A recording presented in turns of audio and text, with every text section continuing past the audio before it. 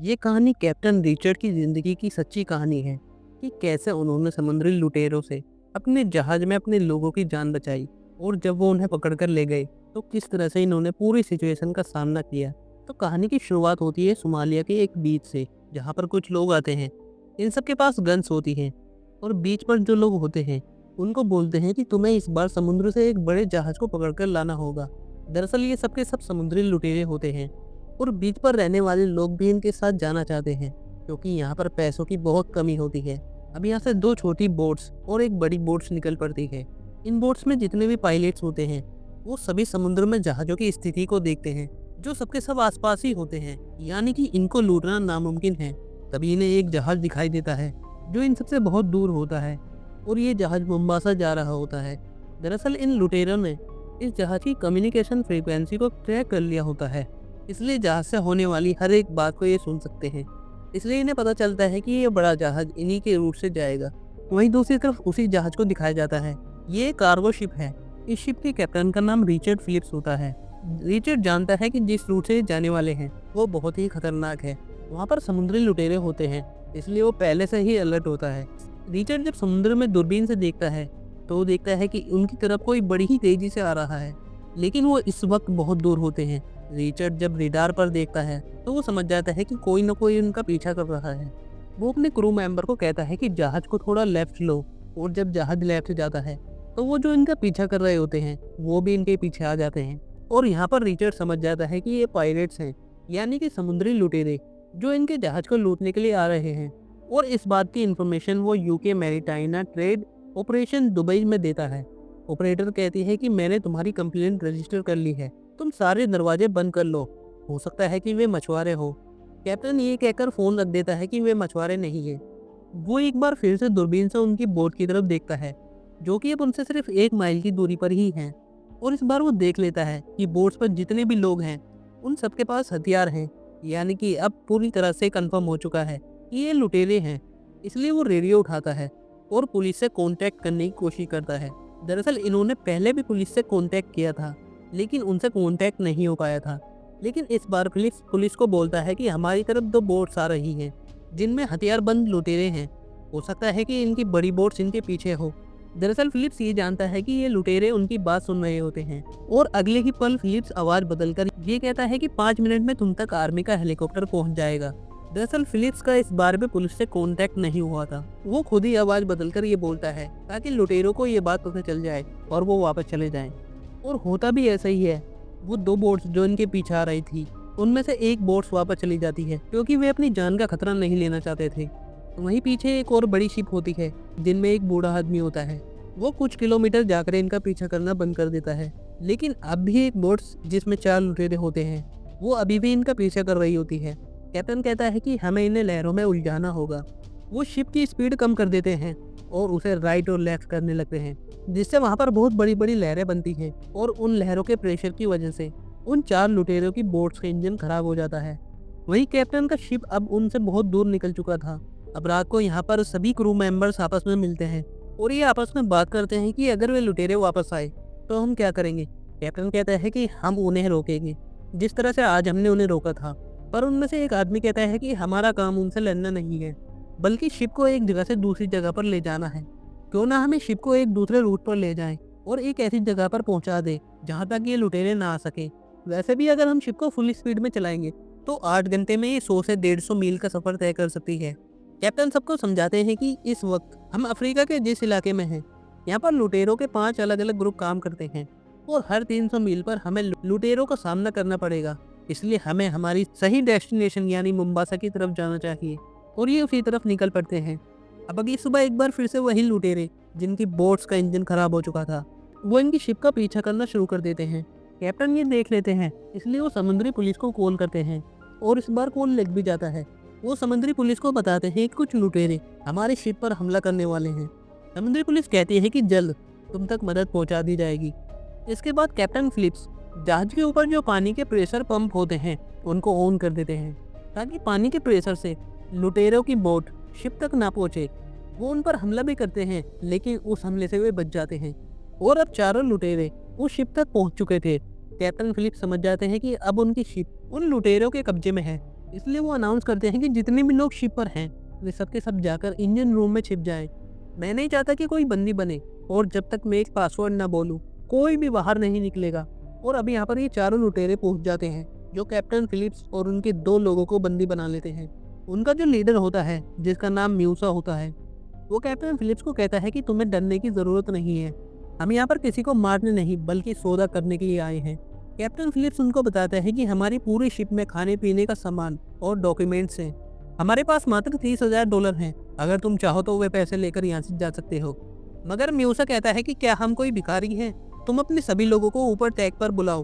Captain Philips announce करते हैं कि सभी लोग ऊपर आ जाएं, लेकिन उन्होंने पासवर्ड नहीं बोला होता, इसलिए कोई भी ऊपर नहीं आता। साथ ही नीचे से शिप को बंद कर दिया जाता है। अब जब शिप बंद हो जाती है तो म्यूसा कहता है कि ये बंद कैसे हो गई। कैप्टन कहता है कि शायद हमने इसे बहुत तेजी से चलाया था, इसलिए इसमें कुछ खराबी आ गई है। यहाँ पर लुटेरे एक बार फिर से अनाउंस करते हैं। वो कहते हैं कि नीचे जितने भी लोग हैं, अगर वे जल्द से जल्द ऊपर ना आए तो हर 2 मिनट में हम तुम्हारे एक आदमी को मार देंगे।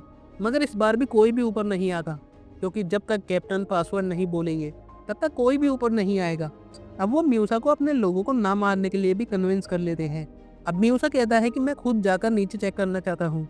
दरअसल नीचे जितने भी लोग होते हैं वो सबको ऊपर लाना चाहता है। कैप्टन कहता है कि ठीक है, नीचे एक इमरजेंसी लाइट है, अगर वो बंद हो गई तो हमें वहाँ पर कुछ भी दिखाई नहीं देगा। हमें ध्यान रखना है कि वे बंद ना हो। अब ये कहते वक्त कैप्टन के हाथ में जो वॉकी टॉकी होता है वो उसका बटन ऑन कर देते हैं, इसलिए इंजन रूम में जितने भी लोग छुपे होते हैं वे सब के सब ये सुन लेते हैं। वो समझ जाते हैं कि इमरजेंसी लाइट को बंद करना होगा, नहीं तो वे हमें ढूंढ लेंगे। इसलिए उनमें से एक आदमी जनरेटर को बंद करने के लिए जाता है और दूसरा आदमी पानी लेने के लिए जाता है। वहीं दूसरी तरफ कैप्टन फिलिप्स, म्यूसा और एक आदमी, ये तीनों के तीनों नीचे ढूंढने के लिए निकल जाते हैं। कैप्टन फिलिप्स जानबूझकर उन्हें ऐसी जगह पर ले जाते हैं जहाँ पर वे नहीं होते, पर म्यूसा वहाँ पर लगे एक मैप को देखकर कहता है कि हमें इंजन रूम में लेकर चलो, मैं वहाँ पर चेक करना चाहता हूँ, क्योंकि सारी की सारी खराबी वहीं से हुई है। फिलिप्स कहता है कि ठीक है, लेकिन इससे पहले हमें पानी लेना होगा, क्योंकि वहाँ पर लाइट्स नहीं है और इंजन रूम बहुत ज़्यादा गर्म होगा। अभी तीनों के तीनों पानी लेने के लिए जाते हैं। वहाँ पर पहले से ही वो आदमी होता है जो पानी लेने के लिए गया था। फिलिप्स उसे देख लेता है और जब म्यूसा का एक आदमी अंदर आ रहा होता है तब फिलिप्स उसे कहता है कि तुमने पैरों में कुछ नहीं पहना, तुम्हें कुछ लग सकता है। इसके बाद ये तीनों के तीनों यहाँ से निकल जाते हैं। फिलिप्स अपने आदमी को बचा लेता है, लेकिन उस आदमी ने सुन लिया था कि कैप्टन फिलिप्स ने कहा है उसने पैर में कुछ नहीं पहना, इसलिए वो वॉकी टॉकी से अपने आदमियों से कहता है जो इंजन रूम में छुपे हुए हैं। वो कहता है कि वे लोग तुम्हारी तरफ आ रहे हैं, उन्होंने पैर में कुछ नहीं पहना, इसलिए तुम्हें दरवाजे पर कांच बिछाना होगा ताकि वे जख्मी हो जाएं। और वे ऐसा ही करते हैं। और जब फिलिप्स, म्यूसा और उसके आदमी वहां पहुंचते हैं तभी म्यूसा के साथी के पैर में कांच चुभ जाते हैं, जिससे वो जख्मी हो जाता है। अब ये तीनों के तीनों इंजन रूम में पहुंच जाते हैं जहाँ सब छिपे होते हैं। तभी वहाँ पर लाइट चली जाती है, क्योंकि वो आदमी जो बाहर गया था उसने जनरेटर को ऑफ कर दिया है। म्यूसा लाइट्स बंद होने की वजह से बहुत गुस्सा होता है। वो कैप्टन को कहता है कि ये सब क्या चल रहा है। कैप्टन कहता है कि मैं नहीं जानता, मैं तो पूरे वक्त तुम्हारे साथ था और अब लाइट बंद हो चुकी है, इसलिए हमें ऊपर जाना चाहिए, क्योंकि अंधेरे में हम कुछ भी नहीं देख सकते। म्यूसा कहता है कि मैं तुम्हारे साथियों को ढूंढ कर रहूंगा। यह म्यूसा का जो साथी होता है जिसके पैर में कांच चुभा होता है, इसको बहुत दर्द हो रहा था। म्यूसा कहता है कि तुम इसको लेकर ऊपर जाओ, मैं तुम्हारे साथियों को ढूंढता हूँ। अब फिलिप्स म्यूसा के साथी को लेकर ऊपर चला जाता है। यहाँ पर इंजन रूम में म्यूसा फिलिप्स के साथियों को ढूंढने लगता है, पर फिलिप्स के साथी म्यूसा को बंदी बना लेते हैं। वहीं दूसरी तरफ कैप्टन फिलिप्स म्यूसा के साथी को लेकर ऊपर पहुंच जाता है और तभी नीचे से क्रू मेंबर्स रेडियो के जरिए उन लुटेरों के लिए एक संदेश भेजते हैं। वो कहते हैं कि तुम्हारा लीडर हमारे पास है, अगर तुम चाहते हो कि ये जिंदा रहे तो तुम्हें कैप्टन और बाकी के क्रू मेंबर को जिंदा छोड़ना होगा। कैप्टन फिलिप्स म्यूसा से बात करते हैं। वो कहते हैं कि हमें पता है कि तुम्हारे पास तुम्हारी बोट नहीं है, हम तुम्हें अपनी लाइफ बोट दे सकते हैं और हमारे पास जो $30,000 है वो भी तुम लेकर जा सकते हो, बस इस खेल को यहीं पर ही खत्म कर दो। म्यूसा कहता है कि ठीक है। इसके बाद कैप्टन फिलिप्स $30,000 निकालते हैं और साथ ही साथ वो यहाँ पर जो 3 लुटेरे होते हैं उनमें से एक लुटेरों को लाइफ बोट ऑपरेट करना सिखाते हैं कि किस तरह से इसे समुद्र में उतारना है। अब म्यूसा के लोग कहते हैं कि म्यूसा को छोड़ दो। म्यूसा को छोड़ते ही म्यूसा लाइफ बोट में आ जाता है। तभी वो अपने पीछे वाले साथी को इशारा करता है। इशारा मिलते ही वो आदमी कैप्टन पर हमला कर देता है और लाइफ बोट का दरवाजा बंद कर उसे समुद्र में उतार देते हैं। यानी कि उन लुटेरों ने अब कैप्टन को अगवा कर लिया है और उन्हें अपने साथ ले जा रहे होते हैं। अब इनके पास जो बड़ी शिप होती है वो लगातार उस लाइफ बोट का पीछा कर रही होती है। क्योंकि उनके क्रू मेंबर्स नहीं चाहते थे कि कैप्टन उनसे अलग होए। और ये बात अब यूएस नेवी को भी पता चल जाती है और जल्द ही वो अपना ड्रोन वहाँ भेज देते हैं जिनमें कैमरास लगे होते हैं। वो लगातार उस लाइफ बोट को देख रहे होते हैं। दरअसल ये लाइफ बोट अब सीधा सोमालिया जाकर रुकेगी, जहाँ के वे सब लुटेरे हैं। वहाँ जाकर वे उस कंपनी से, जिस कंपनी के लिए कैप्टन काम करते हैं, उनसे पैसे की मांग करेंगे। साथ ही साथ वे लुटेरे आपस में लड़ाई भी कर रहे होते हैं, क्योंकि उनके पास जो नशीला पदार्थ होता है वो अब खत्म हो चुका है। इसलिए इनके बीच टेंशन बढ़ना शुरू हो जाती है और तभी नेवी शिप के कंट्रोल रूम से इनसे कांटेक्ट किया जाता है। वो इनके पास पहुंच चुके थे, जिन्हें देखकर ये लुटेरे बहुत घबरा जाते हैं। यूएस नेवी के कमांडर बोलते हैं कि हम तुम्हें जाने देंगे अगर तुम कैप्टन को छोड़ देते हो। तभी मूसा घबरा कर कहता है कि हम कोई आतंकवादी नहीं है, हम बस मामूली से मछुआरे हैं। पर वे कैप्टन को छोड़ना भी नहीं चाहते थे। वो कहते हैं कि हम कैप्टन को जब ही छोड़ेंगे जब तुम हमें $10 मिलियन दोगे। मूसा को बताया जाता है कि ये इतना आसान नहीं है, इसमें वक्त लगता है, लेकिन तब तक हम तुम्हें खाना पानी देना चाहते हैं। मूसा इस बात के लिए मान जाता है क्योंकि उनके पास खाने और पीने की कमी है। कुछ देर बाद यूएस नेवी की 2 छोटी छोटी बोट्स इनके पास पहुंच जाती है। वो कहते हैं कि पहले हम कैप्टन को देखना चाहते हैं। अब कैप्टन को बाहर लाया जाता है। कैप्टन पूछते हैं क्या मेरे परिवार को इसके बारे में पता है। यूएस नेवी कहती है कि हाँ, हम उन्हें पल पल की खबर दे रहे हैं। कैप्टन कहता है कि मेरे परिवार को पता होना चाहिए कि मैं लाइफ बोट में सीट नंबर 15 पर हूँ। दरअसल ये एक तरह का यूएस नेवी के लिए मैसेज होता है कि कैप्टन लाइफ बोट में सीट नंबर 15 पर है। लेकिन जब तक मूसा के साथी को पता चलता है कि कैप्टन लगातार यूएस नेवी से बात कर रहा है, वो कैप्टन के कान के पास से गोली चलाता है और मूसा को अंदर आने के लिए कहता है।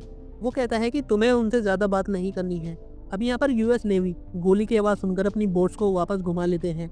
इसके बाद ये रेडियो से एक बार फिर से मूसा को कॉल करते हैं। ये जानना चाहते थे कि कैप्टन ठीक है। कैप्टन कहते हैं कि मैं बिल्कुल ठीक हूँ। अब यहाँ पर रात हो जाती है और बहुत जल्दी ये सोमालिया तक पहुँच जाएंगे। अगर ये सोमालिया तक पहुँच गए तो इसके बाद यूएस नेवी चाह कर भी कैप्टन को नहीं ढूंढ सकती। कैप्टन फिलिप्स मूसा को कहते हैं कि मैं टॉयलेट जाना चाहता हूँ। मूसा उन्हें टॉयलेट जाने की इजाज़त दे देते हैं। उनके साथ बाहर वही लुटेरा होता है जिसके पैर में कांच चुभा था।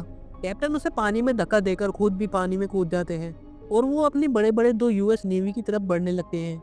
वहाँ पर यूएस नेवी को भी पता चल जाता है कि 2 लोग पानी में कूदे हैं, लेकिन अंधेरा होने की वजह से वो कंफर्म नहीं कर पाते। अब इससे पहले कि यूएस नेवी कुछ पता कर पाती, कैप्टन को दोबारा पकड़ लिया जाता है और अब यहाँ पर हेलीकॉप्टर से यूएस सील भी पहुँच जाती है, जो चारों तरफ से इनकी लाइफ बोट को घेर लेती है। इन्हें बताया जाता है कि तुम कुछ भी कर लो, तुम्हें सोमालिया तक नहीं जाने दिया जाएगा और अगर तुम कैप्टन को छोड़ देते हो तो तुम्हें छोड़ दिया जाएगा। पर ये लोग जानते थे कि ऐसा कुछ भी नहीं होने वाला, इसलिए मूसा गन पॉइंट पर कैप्टन को बाहर लेकर आता है। इसके बाद वो रेडियो पर कहता है कि अगर किसी ने जरा सी भी चालाकी की तो मैं इस कैप्टन को यहीं पर ही मार दूंगा। तभी इन्हें दूसरा ऑफिसर बताता है कि हमने तुम्हारे बॉस से बात कर ली है। वो इन्हें इनका नाम और इनकी आईडी भी बताता है। वो कहता है कि हम तुमसे सौदा तय करना चाहते हैं, लेकिन इसके लिए तुम में से एक को यहाँ पर आना होगा। मूसा वहाँ जाने के लिए मान जाता है। अगले ही पल वहाँ पर यूएस नेवी की 2 बोट्स आती हैं और वो लुटेरों की लाइफ बोट्स पर एक रस्सी बांध देती है ताकि वो बोट्स उनके कंट्रोल में ही रहें। साथ ही वो उस बोट्स पर एक डिवाइस लगा देते हैं ताकि ये जो भी अंदर बात करें वे सब ये सुन सके।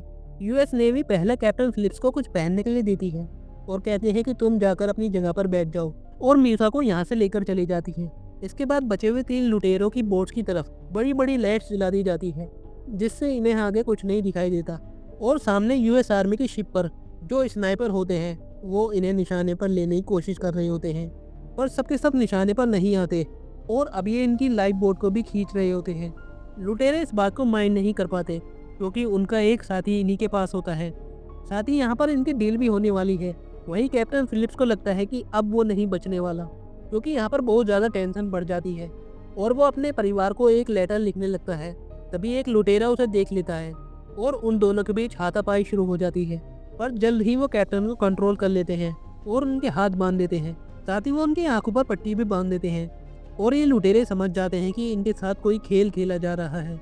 इसलिए उनमें से एक लुटेरा कैप्टन को गोली मारने की सोचता है, पर जबकि 2 लुटेरे ऐसा नहीं करना चाहते थे। वहीं दूसरी तरफ वे स्नाइपर जिन्होंने उन्हें निशाने पर ले रखा था, उनमें से 2 निशाने पर होते हैं और तभी इन्हें ऑर्डर मिलते हैं कि इनकी बोट को खींचना बंद करो। और जब ये बोट खींचना बंद करते हैं तो इनकी बोट में एक झटका लगता है, जिससे ये तीनों निशाने पर आ जाते हैं और निशाने पर आते ही इन्हें शूट कर मार दिया जाता है। इसके बाद कैप्टन फिलिप्स को रेस्क्यू कर लिया जाता है। हालांकि वो अभी भी गहरे सदमे में होते हैं, पर अब उनकी जान बच चुकी थी और उसे जिसे यूएस नेवी ने पकड़ लिया था उसे 33 सालों की सज़ा दी जाती है और इसी के साथ ये मूवी यहीं पर ही ख़त्म हो जाती है। आई होप आपको ये वीडियो अच्छी लगी होगी।